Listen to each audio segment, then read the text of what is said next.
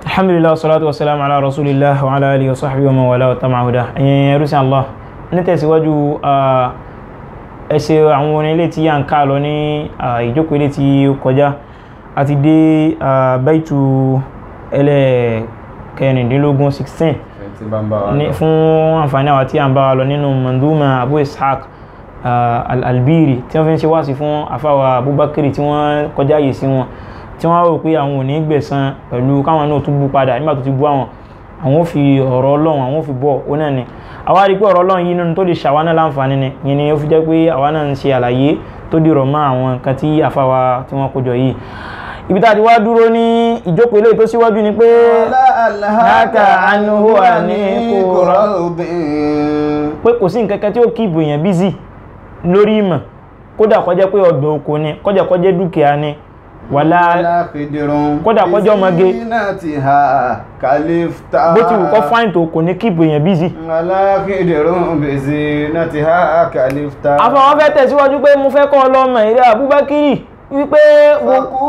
ruhi arwahul ma'ani gbogbo nǹkan kọ̀ọ̀kan ló lóúnjẹ títí ẹ̀, bẹ́mì rẹ̀ ṣe ń bẹ ó lóúnjẹ tí ẹ̀, bí bọ́dì rẹ̀ ṣe ń bẹ ló lóúnjẹ tí ẹ̀, àmọ́ kí wá lóúnjẹ ẹ̀mí rẹ̀ arwahul ma'ani ó ní àwọn nǹkan bí ìmọ̀ báyìí ó ní oúnjẹ ẹ̀mí rẹ̀ sábì àǹtọ̀ ìǹtà wàlá ṣàríwúta afáàní kí sóúnjẹ tó ń jẹ sínú ara rẹ̀ àbúmi tó mú àbí kọ jẹrẹsì kó fi bígì ilé tàwálá. Afáàní bígì àti ìrẹsì kọ́ ni oúnjẹ tí ó máa jẹ́ ẹ̀mí, oúnjẹ tẹ̀mí ni ìmọ̀ tí ó wá láyé ń bí. Nítorí náà kó múra sí fàwázíbùhù wàhọ́síbìl jìdì fi. Afáàní fàwázíbùhù, afáàní làzímù, múra sí wàhọ́síbìl jìdì fi. Afáàní wàhọ́síbìl jìdì fi kó o sì jẹ́ ń tọ́já yí pé ó fi gbogbo ẹ̀mí rẹ̀ sí gbogbo tọkàntọkàn rẹ̀, òun náà ló fi sí nígbà tó bá ń wá mímọ̀ náà. taqahu Allahun tafata fa in taqahu Allahun tafata. Afáàní tó bá wá jẹ́ wípé nígbà tó wá múra sí ọwá wà débi wípé Ọlọ́run wá sọ pé kó jẹ́ tiẹ̀ ìmọ̀ tó wá yẹn kó sí gbogbo ẹni tó wá mà láyé ní mọ́ rí. Àmọ́ afáàní tó bá wá wà tọ́lọmbá ní kí wò ó rí fàínà yóò ṣe ọ́ láǹfààní ká tó kúrò mẹ́rin àfáà Musa fa'in atakahu Allahun tafata. Tá bá lọ wo bẹ́ẹ̀tù yẹn a ṣe oríṣiríṣi àǹfààní púpọ̀. Ànábì gan sallallahu alayhi wa sallama ó ní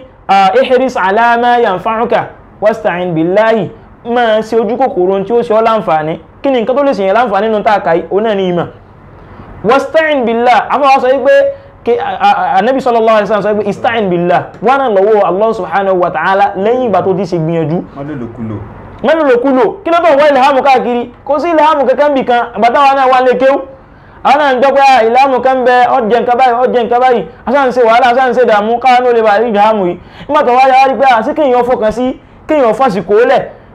òun náà lèyàn fi máa rí ìmọ̀ yìí. Afáwà Imam Shafi'i rahimahullah ta'ala ó ní a'til ilma kullak, fún mẹ́ ní gbogbo àsìkò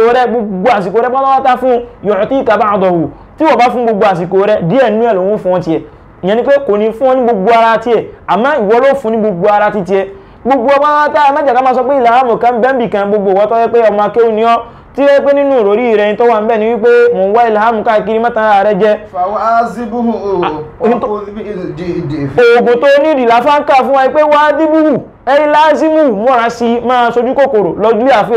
àfẹ́lẹ́ yóò tún kọ díẹ̀, ó tún lọ sọ́dọ̀ eléyìí náà yóò tún kọ díẹ̀. Gbogbo tí wọ́n ń kọ́ kélekèlé káàkiri yóò padà wá sarajọ yóò wá dodidi ó ní wa khudh bil jiddi fi, múra sí dáadáa fa in atakahu Allahun tafata.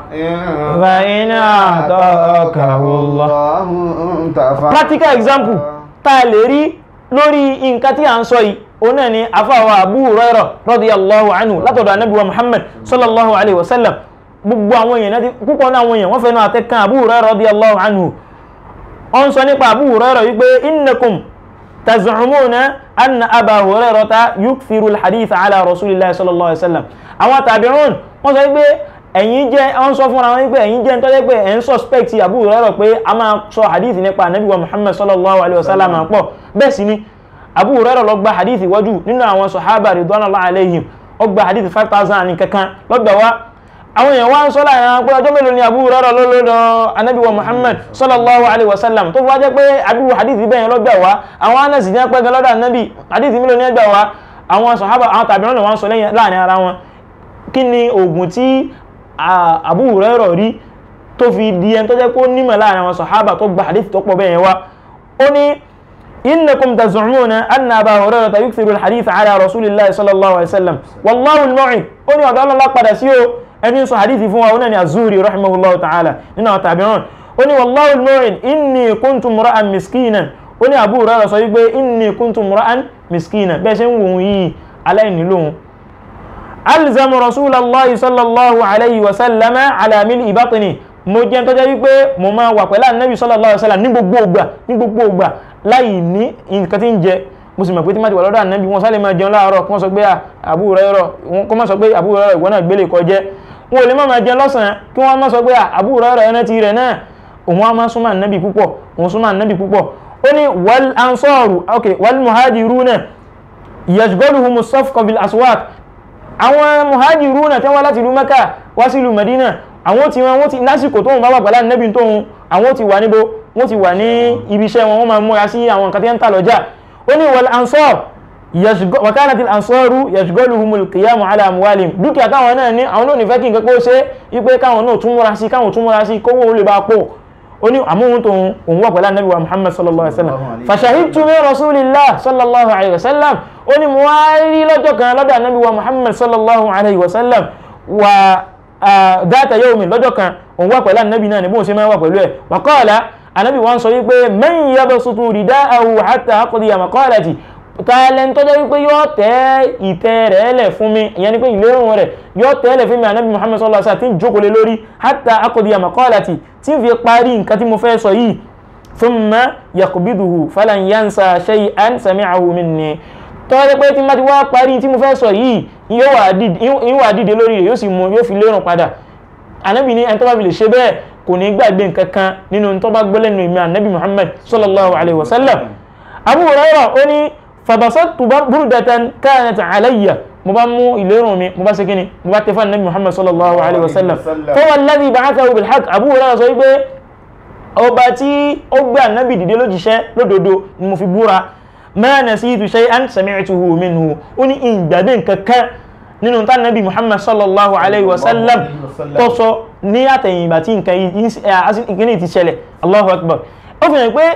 ìmọ̀ nínú tẹ́yàn fi máa rí onáà ní kíyàn máa dún ní máa kódà kíyàn gbé tíra lásán kọ́kàn máa yanjú máa báyìí kódà kọ́ mọ́ gbọ́yé ìjọ kan bẹ ọ̀padà gbọ́yé gbogbo tó rò pé wọ́n gbọ́yé hàn ọ̀padà gbọ́yé láfáà sọ pé fawadibuhu jiddi fihi àfààní wadibuhu múra sí wa khudh bil jiddi fihi àfààní kó tún wá tẹ̀ra mọ́ fún lásìkò tó yẹ. ní àtọ́kàhùnláhù tàfátà. àpá tó wá ní lọ́mọ wípé ìgbìyànjú kan nìkan ò lè ṣe fa in àtọ́kàhùnláhù tàfátà bọ́ bá ṣàdúrà tọ́lọ́wọ́ gbàdúrà rẹ wípé òṣìṣẹ́ o tún wá ṣàdúrà sí ó wá rí bí bó ṣe ń fẹ́ àfààní tàfátà yóò ṣe ọ́ láǹfààní. àtọ́kàhùnláhù tàfátà. àfáàtún wọ́n tẹ̀síwájú ní wà in òtí tàbí tọ̀wí ìlàbáyìn ọkọ̀lá nàṣò iná kàkọ́ dí àlèmúta àti ní àfáà ti ṣe wáàsí ó ti ṣe wáàsí fún Abubakar àfáà ní wáàsí Ọlọ́run wá ní kó wúlò fún ọ wà in òtí tàbí ìtúlà báyìí Ọlọ́run wá ní kó nímọ̀ kódà ìmọ̀ tí wọ́n fún wọn níbẹ̀ ó jẹ́ ìmọ̀ tó jẹ́ pé ó tún buhaya ó tún kọjá tẹlòmíì àfààní tọ́lọ́mbá ní kọ̀ọ̀kọ́ ìmọ̀ débi wípé ó tún wá nímọ̀ náà ó kọjá bẹ́ẹ̀ wàkọ́lá náàsù innaka qad alimta débi pé àwọn èèyàn tó bá wà láàrin wọn máa sọ wípé àgbà àfààní ṣéwù وقال الناس إنك قد علمت وقال الناس إنك قد علمت àfààní káwádùn mẹ́wọ́n sọ pé وقال الناس débi pé ọkọ́ mọ̀ débi wípé إنك قد علمت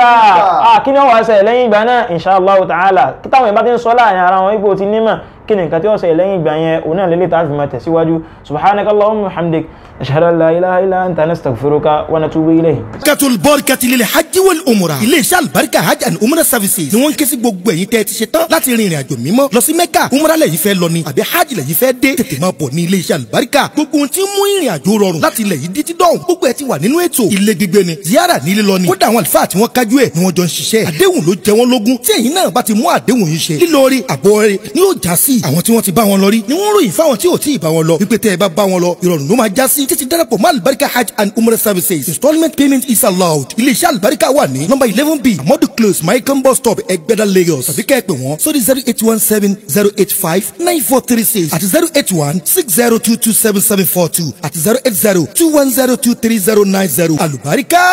ìwọ là ń bá lọ o.